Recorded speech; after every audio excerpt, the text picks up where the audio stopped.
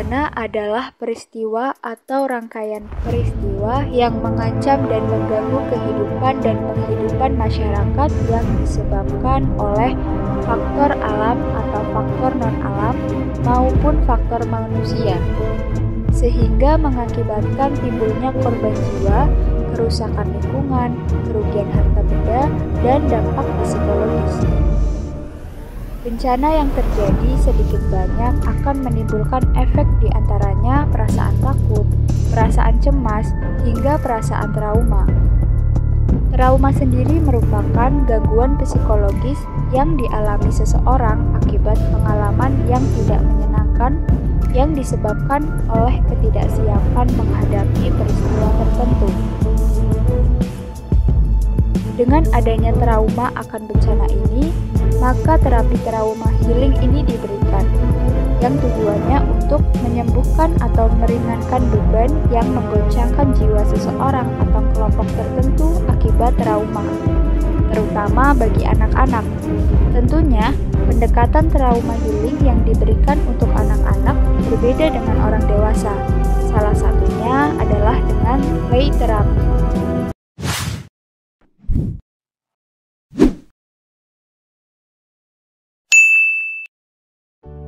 Menurut Gottman, play therapy merupakan sebuah pendekatan untuk konseling anak di mana konselor menggunakan mainan, perlengkapan, game, dan media bermain lainnya untuk berkomunikasi dengan klien menggunakan bahasa anak-anak, yaitu bahasa bermain. Play therapy didasari oleh konsep bermain sebagai cara berkomunikasi agar anak dapat mengekspresikan sifat alami yang dimiliki oleh anak. Maka, orang dewasa dapat mengintervensi dan menciptakan perasaan nyaman dan hal baru untuk anak dapat mengatasi permasalahannya.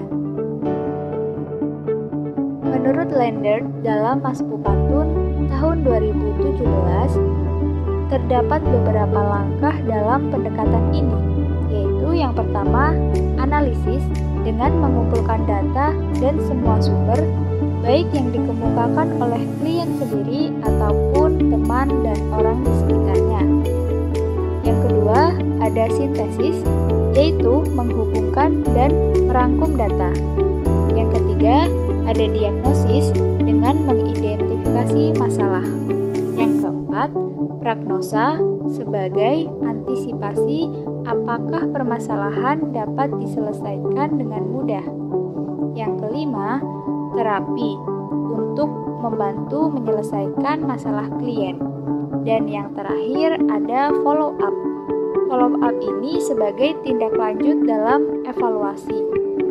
Nah, pada tahap pendekatan ini perlu dilakukan terus-menerus karena waktu yang dibutuhkan relatif singkat antara 3-4 pertemuan.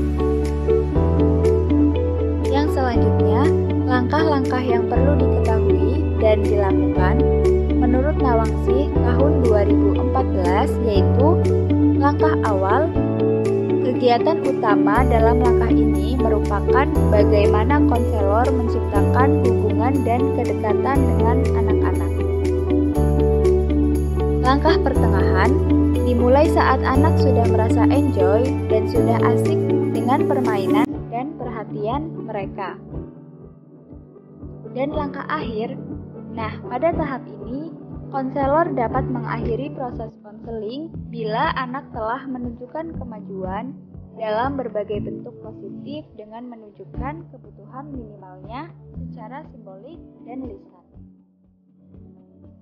Adapun keuntungan yang didapatkan dalam play therapy ini, yang pertama, membantu proses perkembangan.